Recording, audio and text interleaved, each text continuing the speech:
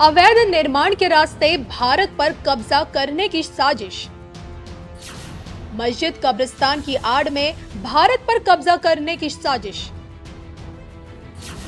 हिंदू राष्ट्र को मिटाकर भारत पर कब्जा करने की साजिश।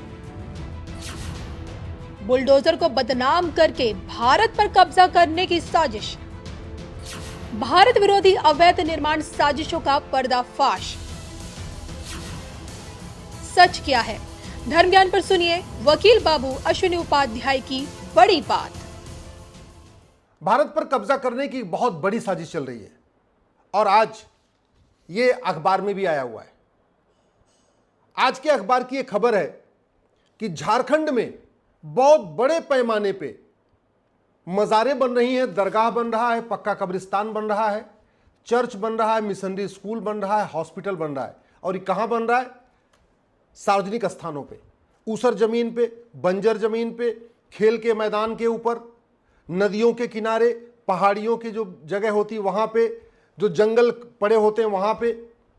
ये जो मज़ार, दरगाह, पक्का कब्रिस्तान, चर्च, मदरसा, मिशनरी स्कूल बन रहा है, हाईवे के किनारे बन रहा है, जो नॉर्मल सड़क है उसके किनारे बन रहा है। बड़े प्लान्ड वे में एक एक जगह जो है 10-10 एकड़ जमीन कब्जा हो रही है। कोई आदमी अगर अपना अवैध निर्माण करेगा, अपना घर बनाएगा तो कितना बड़ा बनाएगा? 100 गज का बना लेगा, 200 गज का बना लेगा, 300 गज का बना लेगा। घर बनाने में भी खतरा है कि कल को सरकार गिरा भी सकती है। लेकिन एक बार जब मजार बन गई, दरगाह बन गई, पक्का कब्रिस्तान बन गया, चर्च बन गया, मदरसा बन गया, मिशनरी स्कूल बन गया, हॉस्पिटल बन गया, फिर बुलडोजर चलाने की हिम्मत नहीं पड़ेगी। क्यों? क्योंकि फिर इंटरनेशनल खबर बन जाएगी। अगर मजार, दरगाह, पक्का कब्रिस्तान पे बुलडोजर चलाएंगे, मदरसे पे बुलडोजर चलाएंगे, तो पूरे अरब देशों में अल जजीरा उसको चलाएगा। अगर चर्च के ऊपर बुलडोजर चलाएंगे, मिशनरी स्कूल के ऊपर बुलडोजर चलाएंगे, मिशनरी हॉस्पिटल पे बुलडोजर चलाएंगे, तो बीबीसी पूरे अरब और यूरोप में, पूरे यूरोप में और अमेरिका में वहां बदनाम करेगा भारत को। इसलिए बड़े प्लान्ड वे में ये अवैध निर्माण शुरू हो चुका है। एक और भी कारण है, प्राइवेट घर बनाने में आदमी 100-200 गज जगह कब्जा कर पाएगा, लेकिन चर्च बना के 10-10 एकड़ जगह कब्जा हो रही है। मजार बना के, दरगाह बना के, पक्का कब्रिस्तान बना के 4-4 एकड़, 5-5 एकड़ जगह कब्जा हो रही है। और एक बार अगर मजार बन गई तो बड़ा घेरा बना लिया, बड़ी बाउंड्री बना लिया, बाद में उसमें अपना घर भी बन जाएगा। न मजार तो टूटेगा न घर टूटेगा। केवल घर बनाए तो घर टूटने की संभावना भी रहेगी। इसी तरीके एक बार अगर बड़ा चर्च बना दिया तो बड़ी बाउंड्री घेर लिया, उसमें अपना घर भी बना लिया, न चर्च टूटेगा न घर टूटेगा। बड़ा हॉस्पिटल बना लिया, उसमें अपने घर भी बना लिया, न हॉस्पिटल टूटेगा न घर टूटेगा। और ये हो क्यों रहा है? क्योंकि हमारे देश में अवैध निर्माण करना गंभीर अपराध नहीं। अभी प्रयाग में, उत्तर प्रदेश के प्रयाग में, सोचिए, योगी जी का इतना अच्छा शासन चल रहा है, योगी जी का इतना खौफ है, इसके बावजूद मदरसे में नोट छापने की मशीन भी मिली और अब बाद में अलगाववादी किताब भी मिली। पूरे भारत के मदरसों में, पूरे भारत के मिशनरी स्कूलों में केवल और केवल भारत को बर्बाद करने की पूरी प्लानिंग चल रही है। भारत के खिलाफ नफरत सिखाया जाता है, भारत के खिलाफ जातिवाद का जहर घोला जाता है, और सबसे बड़ी बात यह धर्मांतरण का अड्डा बन चुका है। मदरसा धर्मांतरण का अड्डा है, मजार धर्मांतरण का अड्डा है, दरगाह धर्मांतरण का अड्डा है, मिशनरी स्कूल धर्मांतरण का अड्डा है, चर्च धर्मांतरण का अड्डा है। ले देख वहां हो क्या रहा है? केवल और केवल धर्मांतरण कराया जा रहा है और भारत के खिलाफ जहर घोला जा रहा है। और हो क्यों रहा है? उसका 2 कारण है। पहला, कठोर कानून नहीं हमारे पास अवैध निर्माण के खिलाफ। दूसरा, विदेशों से फंडिंग हो रही है। अल्टीमेटली वो अवैध निर्माण करते हैं तभी उनको फंडिंग होती है। वो अवैध निर्माण करेंगे नहीं तो फंडिंग होगी नहीं। अब फायदा ये है, अवैध निर्माण करेंगे तो जो फंडिंग आएगी उसमें कुछ बचत भी हो जाएगी। भाई, खाड़ी देशों से मदरसा बनाने के लिए पैसा आ रहा है, दरगाह बनाने के लिए पैसा आ रहा है, पक्का कब्रिस्तान बनाने के लिए पैसा आ रहा है, हवाला के जरिए भी आ रहा है, FCRA के जरिए भी आ रहा है और बैंक के जरिए भी आ रहा है। अब आता है 1 करोड़, 50 लाख रुपए का अपना मजार बना लिया, दरगाह बना लिया, पक्का कब्रिस्तान बना लिया, मदरसा बना लिया, 50 लाख रुपए की बचत हो गई। तो एक तरीके से भारत में बैठे बैठे कमाई का जरिया भी है, अवैध निर्माण भी हो रहा है और रोक क्यों नहीं हो रही है? क्योंकि पहली बात तो हमने ना पुलिस की अकाउंटेबिलिटी और रिस्पॉन्सिबिलिटी तय किया है, ना हमने लेखपाल, कानूनगो, पेशकार, हवलदार, तहसीलदार का रिस्पॉन्सिबिलिटी अकाउंटेबिलिटी तय किया है। हमने पुलिस चार्टर लागू ही नहीं किया जिसमें हमने ये लिखा हो कि भाई हवलदार का ये काम है, थानेदार का ये काम है, इंस्पेक्टर का ये काम है, ये 10 काम हवलदार को करना है, ये 10 काम थानेदार को करना है, ये 10 काम सब इंस्पेक्टर को करना है। हमने कहीं ऐसा पुलिस चार्टर बनाया नहीं। हमने कोई एडमिनिस्ट्रेटिव चार्टर बनाया नहीं जिसमें लिखा हो कि लेखपाल को ये 10 काम करना है, पेशकार को ये 10 काम करना है, कानूनगो को ये 10 काम करना है, तहसीलदार को ये 10 काम करना है, एसडीएम को ये 10 काम करना है। हमने जो है एडमिनिस्ट्रेटिव चार्टर भी नहीं बनाया, हमने सिटीजन चार्टर भी नहीं बनाया, हमने लेजिस्लेटिव चार्टर भी नहीं बनाया कि पार्षद को ये 10 काम करना है, प्रधान को ये 10 काम करना है। कोई भी अवैध निर्माण होगा तुरंत पार्षद या प्रधान अपने एसडीएम को बताएगा, एडीएम को बताएगा, थानेदार को बताएगा, फिर थानेदार ये कार्रवाई करेगा। ऐसा हमने कुछ लिखा ही नहीं है। तो किसी की रिस्पॉन्सिबिलिटी नहीं है।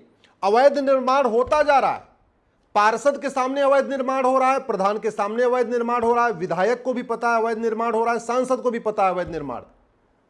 सारे आंख बंद करके बैठे हुए। क्यों बैठे हुए? क्योंकि किसी की अकाउंटेबिलिटी, रिस्पॉन्सिबिलिटी किसी कानून में लिखा ही नहीं है, किसी की जिम्मेदारी तय नहीं है।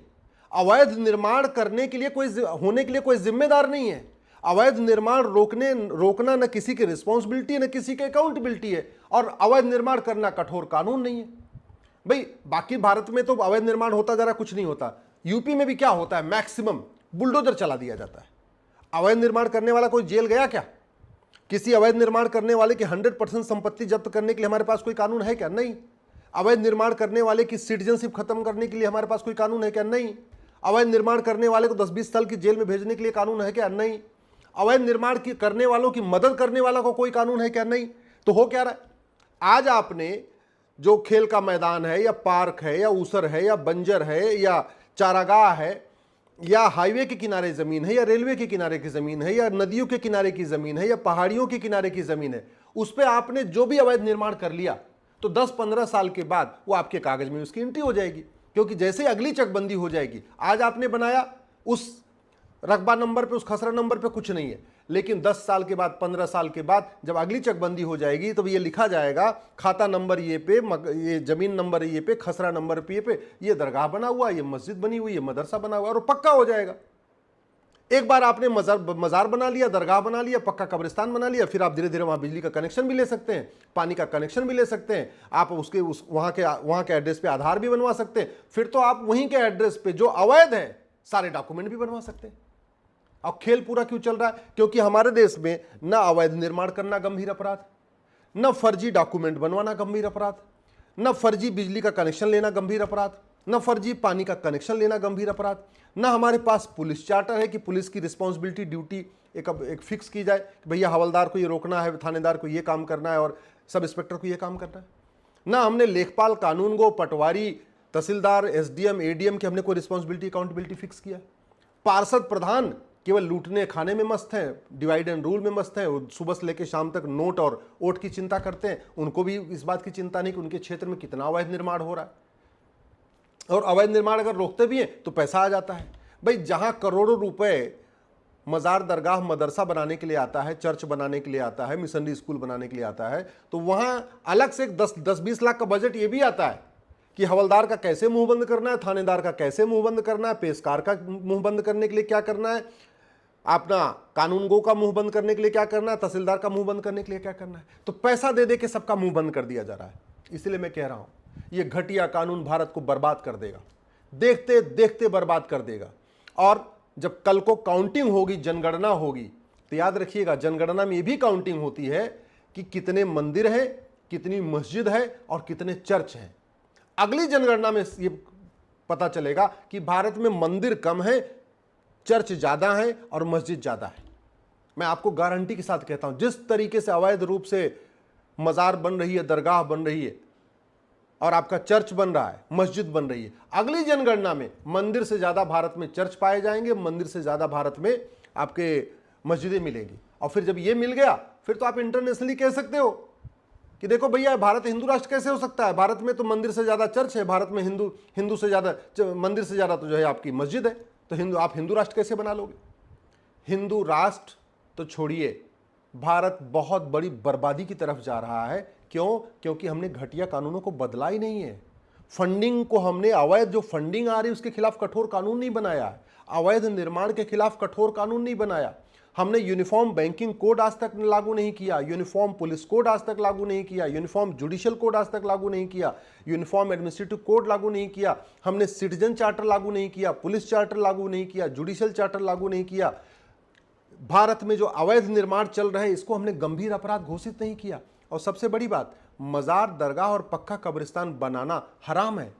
पूरे खाड़ी देशों में एक भी मजार नहीं, एक भी दरगाह नहीं, एक भी पक्का कब्रिस्तान नहीं, और यहाँ हर किलोमीटर के ऊपर मजार, दरगाह, पक्का कब्रिस्तान बन रहा है। जानते हैं क्यों?